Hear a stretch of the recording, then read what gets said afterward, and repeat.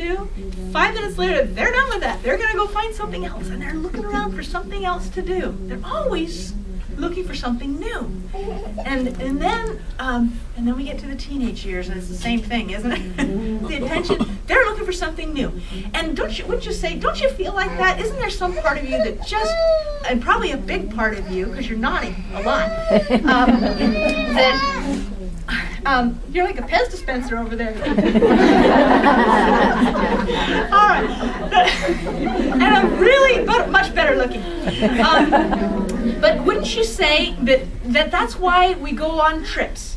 Isn't that why we go? Because we're going to go do something different. We're going to get out of the rut and we're going to go do something unique, right?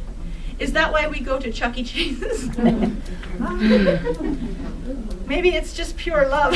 All right, and how about going to a new restaurant, trying something new? What are some things that you do that helps you get out of the rut and do something different?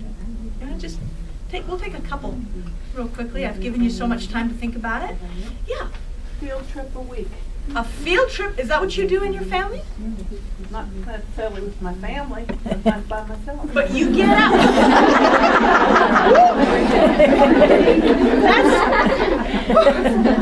That's really good. Okay, just get out and go do something. So where do you go to? Museums and things, or do you go to, what do you do? Sometimes it's just down to my daughters. Sometimes I've gone to most of the Civil War museums. I've got a book of all the national parks. Uh-huh. I've been to almost all of them in Utah and almost all of them in Virginia. I'm working on Maryland now. Wow, isn't that fantastic? Okay, yeah, you were raising your hand over there. She already said, I was going to say, check out a new park or a new scenery, like nature area. Yeah, isn't there something and you know, I think it's because it's a learning experience. We love to learn new things. We love to take in new stuff. And so we go somewhere, thank you for that smile. We go lots of places to do that. Now, sometimes that costs money. And it's expensive, and it's not a really good time to go spending money right now, is it? You know, though, how many of you have been to Disney World? Maybe, okay. Or Disneyland, we'll count that. How many of you have been on Southwest Airlines?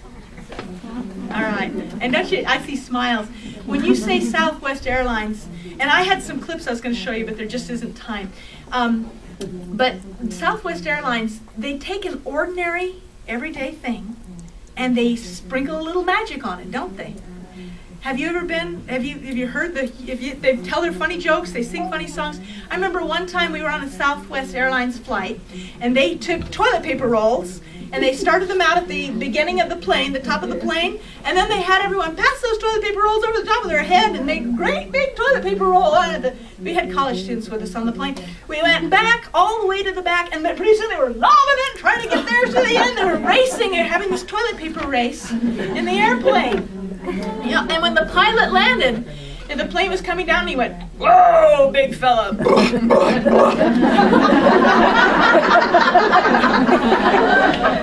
Do you think I'm going to forget that? You know, and so they took something magical. Disney does this too. Disney has lots of fun attractions and rides and things. They have lots of props. But there's something that I think adds the thing that makes Disney the most magical is that it takes everyday things and sprinkles a little magic on them. Have you seen the sidewalks at Disney at night in the Epcot Center? What do? They light up, they sparkle and swirl and twirl. Just a boring old sidewalk. There's a drinking fountain. And in one place where if you go to get a drink, you see little lights come on in the fountain, and you hear a voice saying, "Dive, dive, dive!" And you're, "Ooh." And there's other things that the fountain says, so you keep coming over. You want to hear what the fountain's going to say. You know, they have a group called the Jamators, and they look like regular garbage men until the clock strikes the hour, and then they throw their lids off their cans, and they pull out drumsticks, and they start beating on the bang, and they make this really fun music. You know, just something that everyone else takes for granted, they sprinkled some magic on. And they made something every day uncommon. And so my hope is, and my belief is, and I don't think I'm alone in this, am I, you guys, is that you can do that right at home. This is so great. We have tons of boring things at our house. Isn't that wonderful? This is such a great thing. So that means your house is busting with opportunities to make magic in there. And so that's what I'm hoping we can do. Now I have some handouts, and I don't think I've got enough, unfortunately. I will tell you, last night I went and I reserved a domain name, and I'm just going to put this up on a website so that you can get at it. And maybe, Natalie's going, I can make more. Bless you, Natalie. Thank you. Can everyone say, Natalie, I am not worthy. Thank you so much, Natalie. All right. Great. Why don't we, let's see. Here's the originals right here. Right. Thank you so much. Can we go ahead and we'll pass those around? This is I've left places for you to write notes on, partially because I ran out of time. And I didn't write down myself, but I thought maybe we could do is let you write down the things that most, are for you, because we're going to talk about things that work for different age groups. Okay? So on this sheet, I'm just going to go through a few things. There are, you need that. I got all excited and I didn't get that.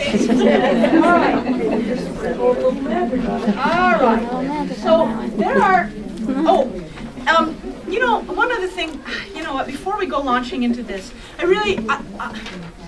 want to see if we could just really quickly put this in, not quick, but really importantly, take a minute and where's our scripture? My scripture. Yeah. I have a scripture to share with this, and I love this because this, do we have to be somber? If we're spiritual, do we have to be somber? No. All right. Would you mind standing up and reading in your very best read out loud voice? This is Alma 41:10 and through 11. Okay, here we go. Do not suppose, because it has been spoken concerning restoration, that ye shall be restored from sin to happiness. Behold, I say unto you, wickedness never was happiness. And now, my son, all men that are in a state of nature, or I would say in a carnal state, are in the gall of bitterness and in the bonds of iniquity. They are without God in the world, and they have gone contrary to the nature of God. Therefore, they are in a state contrary to the nature of happiness.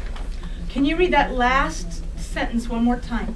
Therefore, they are in a state contrary to the nature of happiness. All right.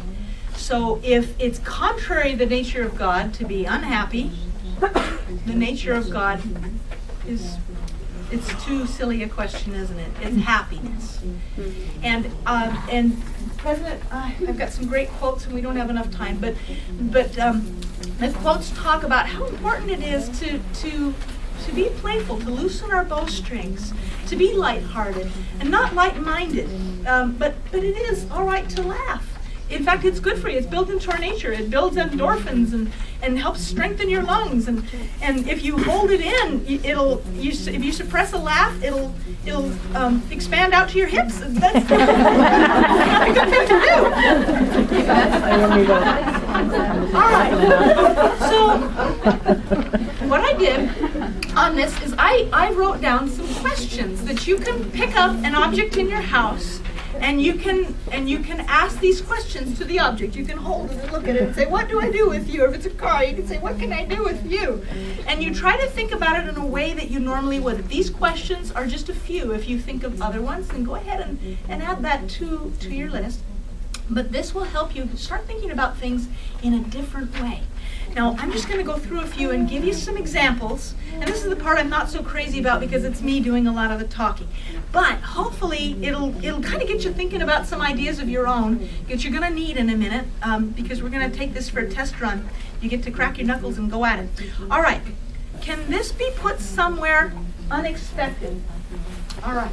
When I was still living with my folks, we had this picture of my mom, and it had a little fuzzy frame around it. It was just a little picture, And one day I opened up the fridge, and there it was sitting in the fridge. Put